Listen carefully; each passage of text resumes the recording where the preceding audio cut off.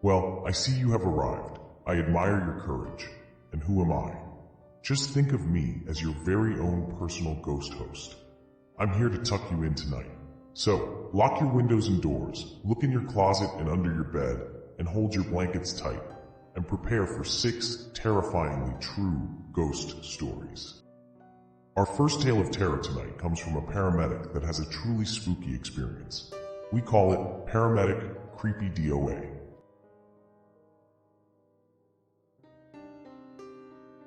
I'm posting this here because I've had a few stories that I can't explain, and I don't know who else to tell without sounding crazy.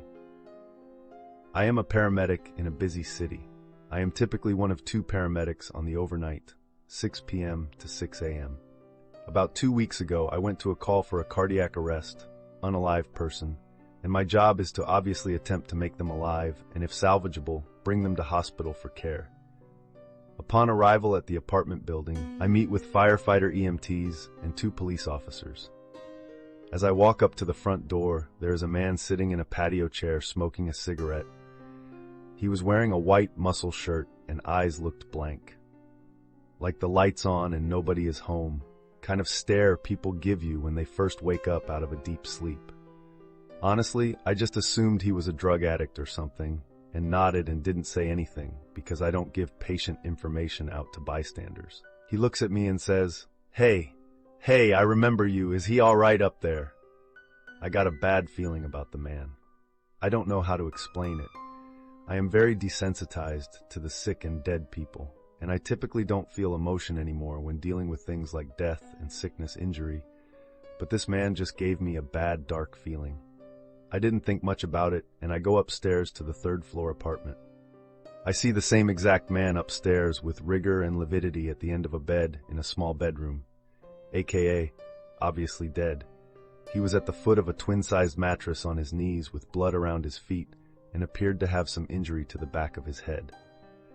I confirm he is dead medically and leave my DOA dead on arrival with the officer and go downstairs to notify who, I assume, is his twin brother or something, because nobody else is on scene besides his neighbor who found him. The man isn't there anymore. I ask the neighbor where the man went, and if he has a twin, and the neighbor has absolutely no idea what I'm talking about. And no man was outside smoking a cigarette, per fire police. They had no idea what I was talking about.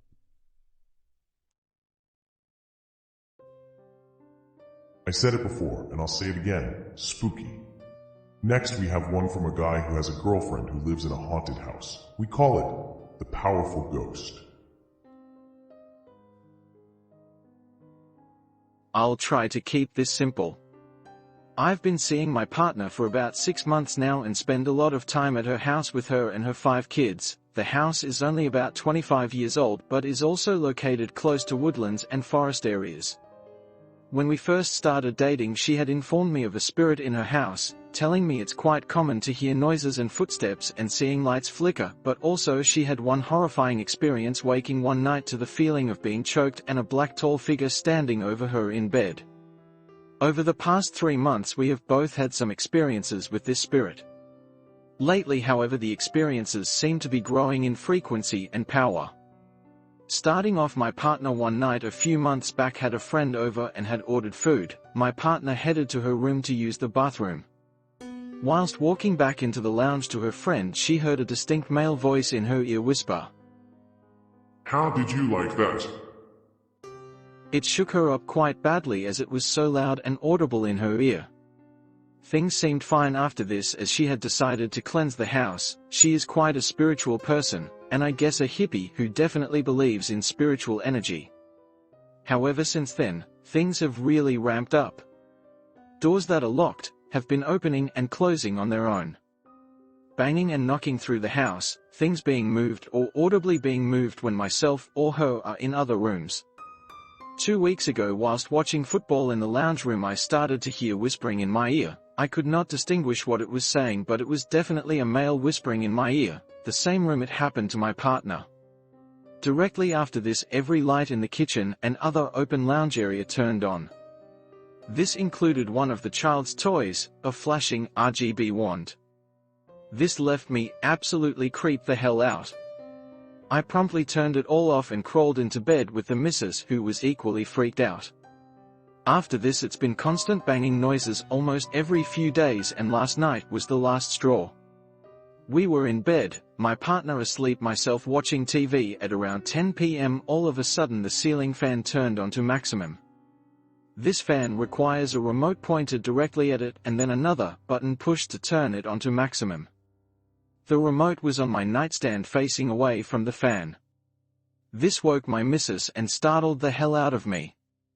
Shortly after this I looked over to our doorway to see a tall, 7 feet tall at least, dark black figure step away from the door and into the lounge that joins onto our room.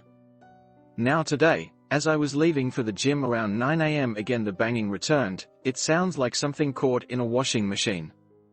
I ignored it and left. My partner, after dropping the kids at school and also going to gym, came home to the same banging, freaked out and wouldn't enter the house. I was also choked in bed 2 nights ago and woke up absolutely freaking out. No, I hadn't pissed off my partner. It's at the point I think we need a professional to come into the home, but I have no idea where to start. We are located in Melbourne, Australia. Any help or suggestions or questions would be great. FYI, the spirit does not seem to affect or bother us when the children are present. Just thought I would add this.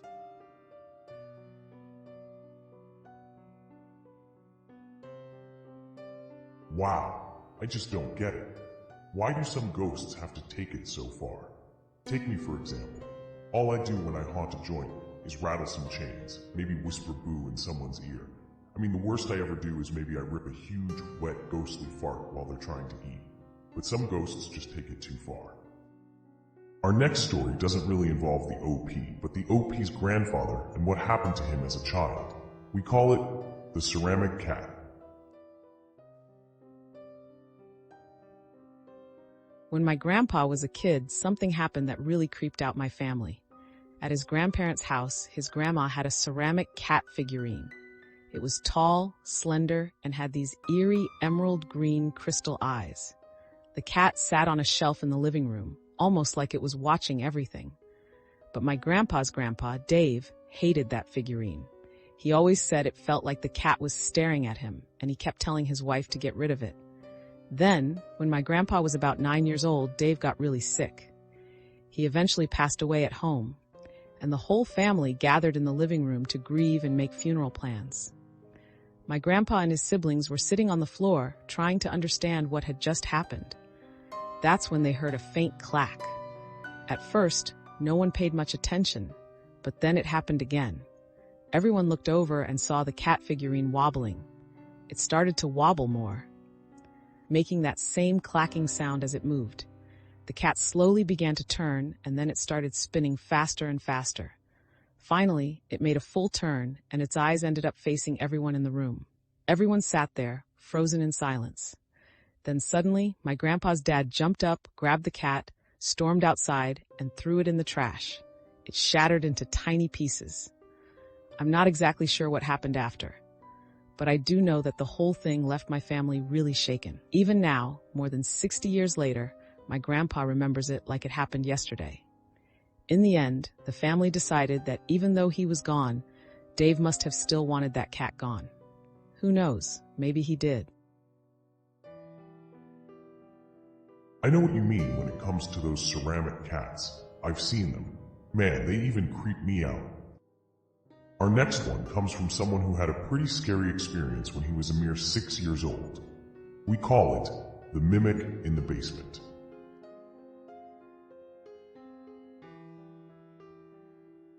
When I was around 6 years old, my parents and I were visiting my grandparents at their old farmhouse.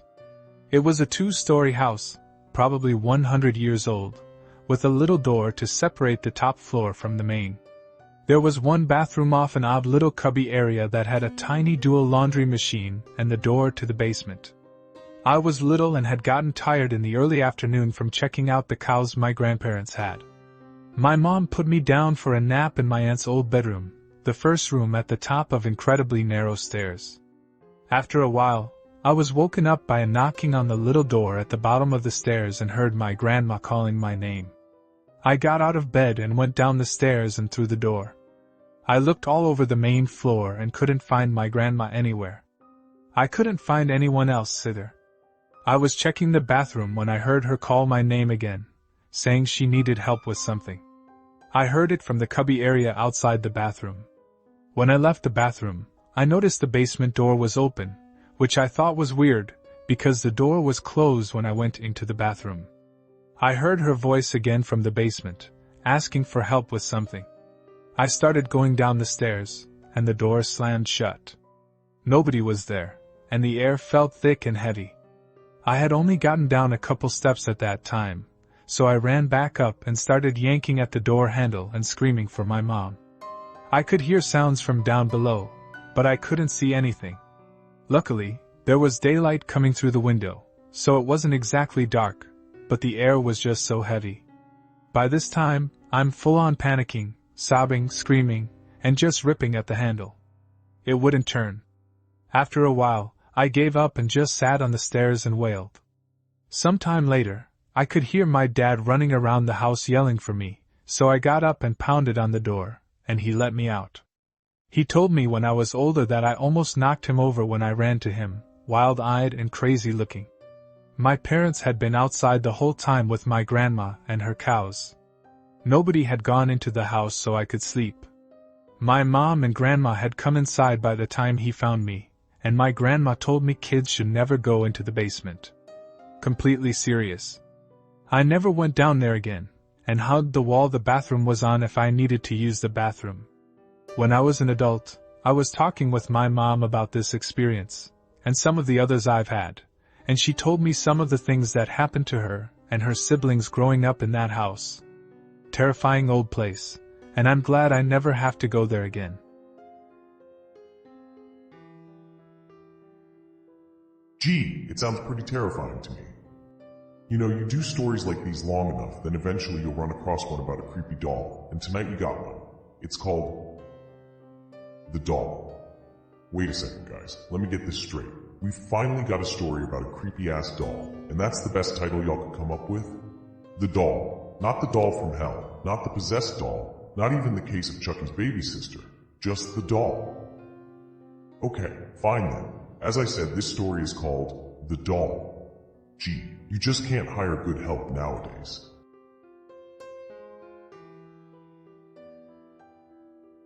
My mom was at an outdoor flea market one day and walked by a stall that was selling all sorts of kids' stuff, toys, gifts, trinkets. The owner had a lot of dolls set up on one end, and one of the baby dolls caught my mom's eye because she thought it was so cute. She ended up buying it for my little sister, who was only 3 at the time, as a surprise gift. It had on a little baby blue polka dot dress with dark brown hair and little black bow tie shoes that you could take off. Was pretty generic for the time. The eyes would blink or stay closed if you laid it flat and made different baby noises when you pressed its body. My mom came home and showed it to my little sister, who was ecstatic about it. She played with it the whole day and showed us all what it could do. Then the sun started to set, and all of us kids settled in watching cartoons in the living room. We were all glued in on the TV except for my little sister, who was still playing in the dining hall right next to us. Out of nowhere, we suddenly hear her scream while throwing the doll under the dining table. She runs into the kitchen where my mom was busy cooking dinner. My mom asked her what happened, and she just said, "Mouse," while clutching tightly to her leg. Our house at that time was very old with thin walls and mouse problems. We all just assumed that she might have seen a mouse dart across the room and scared her. My older sister picked the doll up, overlooking it, and said its baby noises were so annoying, to which we all laughed. She tried handing the doll back to my little sister, but she just shook her head and said she didn't want to play anymore. She was visibly shaken by the doll. My older sister ended up leaving the doll on top of a corner drawer in the dining room. Well, I'm sure we are all in agreement. Dolls are creepy, especially Barbie dolls. Well, it looks like we have time for one more story before bedtime. This one involves children's toys, which is probably why we're calling it Something is Communicating Through My Kids' Toys.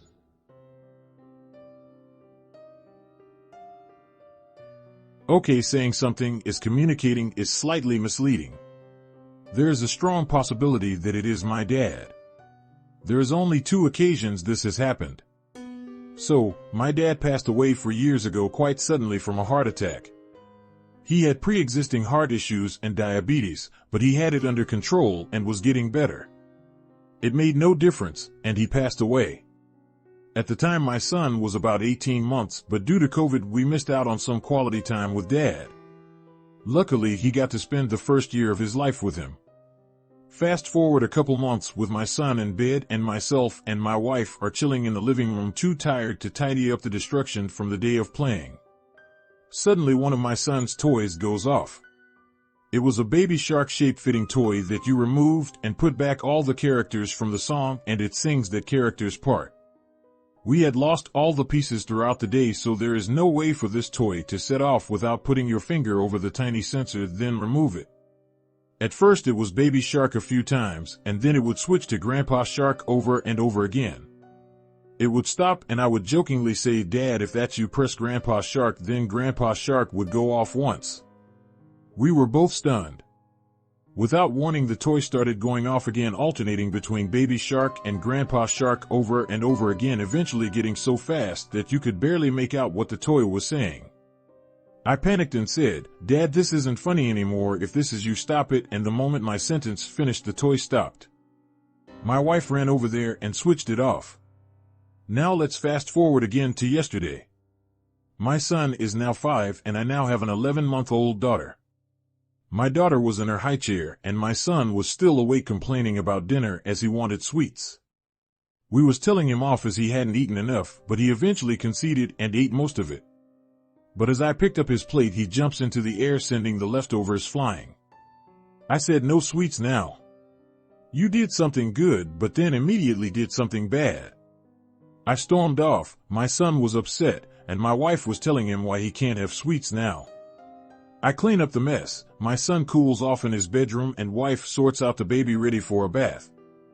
That's when the baby's walker goes off. It's mainly songs and farm animal noises. It hadn't been touched all day and was very much nowhere near anything to go off on its own.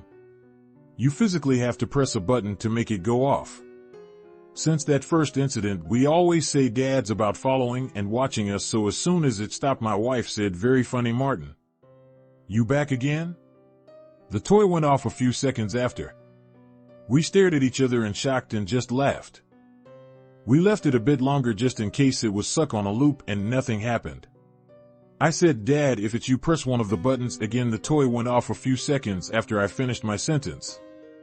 So my wife followed on by saying, "I think he's angry we didn't give his grandson some sweets." The toy went off again. So I said, "Do you want us to give him sweets, Dad?" The toy went off again and we laughed, calling my son back down and gave him the sweets. I stood alone in the room and one final time said, "Dad, is that you?" But this time no answer. The toy remained silent. I wonder what would have happened if we didn't give him any sweets.